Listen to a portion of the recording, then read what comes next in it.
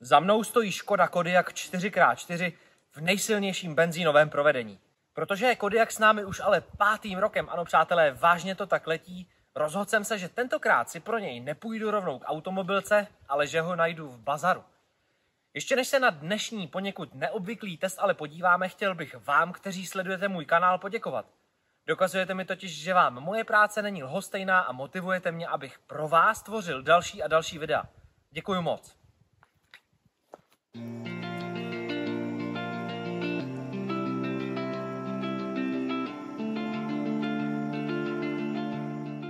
A rovnou si probereme, jak je to vlastně s tím bazarem.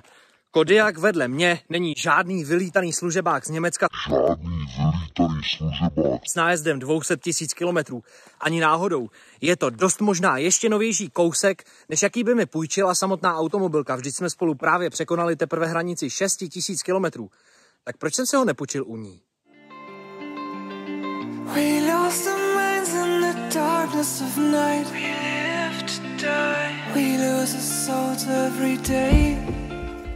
U testu nových Škodovek je to pro mě už takový folklor. Vždycky napíšu nebo namluvím test, který v závislosti na tom samozřejmě, jak se auto povedlo, tak vyznívá a na konci musí zaznít větička nebo něco ve smyslu, že si myslím, že Škodověnka je zkrátka o minimálně pár desítek tisíc dražší, než by měla být.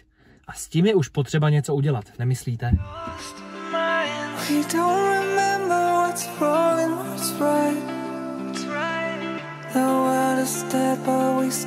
Takže dnes sedíme v Kodiaqu, který úplně nový stál 1 020 596 korun. No a teď, po pár měsících, vypadá stále naprosto stejně. Objektivně vzato je to stále nové auto, jenomže za 915 000 korun včetně daně. A ušetřit jen tak ze startu víc než 100 000? To mi přijde víc než v pohodě. Škoda Kodiaq není typem mastodontního SUV, které by vám mělo vyrazit dech vším, co umí. Na modulární platformě MQB vznikala například i trojková Octavia nebo Golf minulé generace. Pro koncového zákazníka je to ale ve finále spíš dobře. Proč?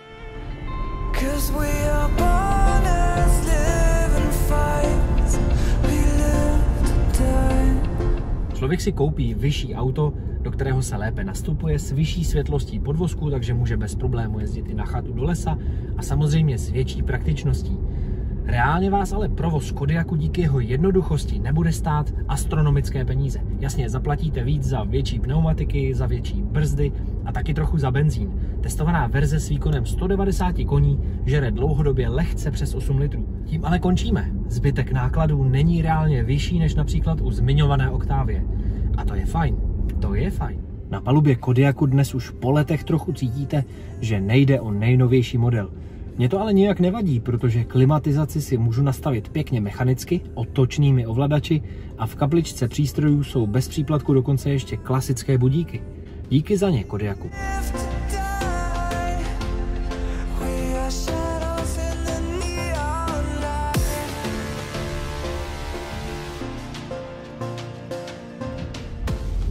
No a praktičnost? Na druhé řadě sedadel se dá s klidem hrát o ty přední, klidně ping-pong i za mnou. Mám 187 cm, přesto je tam místa, že si můžete uspořádat klidně turnaj, dát si nohu přes nohu a hovět si, jak dlouho chcete. Kdybyste měli málo míst, tak Kodiaq se samozřejmě prodává i jako 7místný. No a aby toho nebylo málo, když sklopíte vzadu úplně všechno, rozprostře se před vámi prostor s objemem přes 2000 litrů a to je selsky řečeno fakt hodně.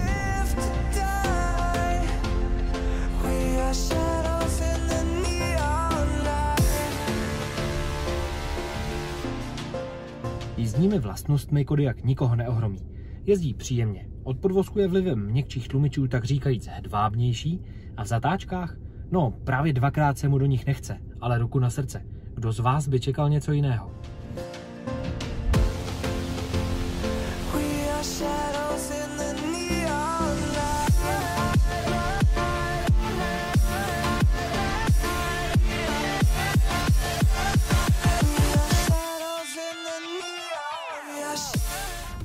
Pokud jste ale s Kodiaqem nikdy nejeli, stejně vám jednou věcí dokáže sebrat dech.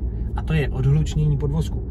Auto do 50 km za hodinu dokáže jezdit skoro neslyšně. Jedu 65 a slyšíte úplně všechno. I na dálnici potom ve 130 km za hodinu je to stále hodně dobré. Výborná práce, Škodovku. Od motoru 2.0 TSI pod kapotou Kodiaqu s výkonem 140 kW nečekejte, že vám praktické SUV promění v atletického běžce. Přidaná kultivovanost benzínového motoru je ale fajn a největší výhodou oproti menší 1.5 TSI Evo je samozřejmě skutečnost, že i když Kodiaq naložíte až po strop a že se tam vejde věcí, pojedete se silnějším 2 litrem stále jakoby nic.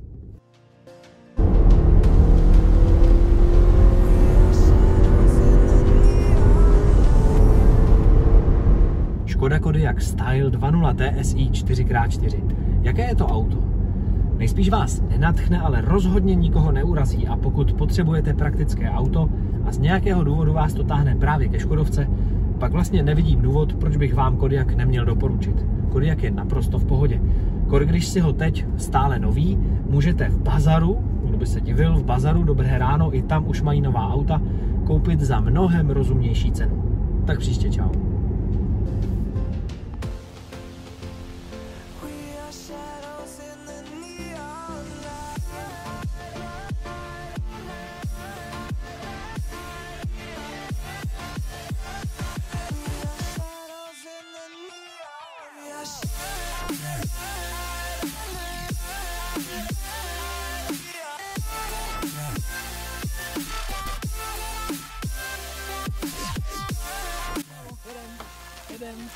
Jedem, to mi se nechce. Honem, jedem, dělej.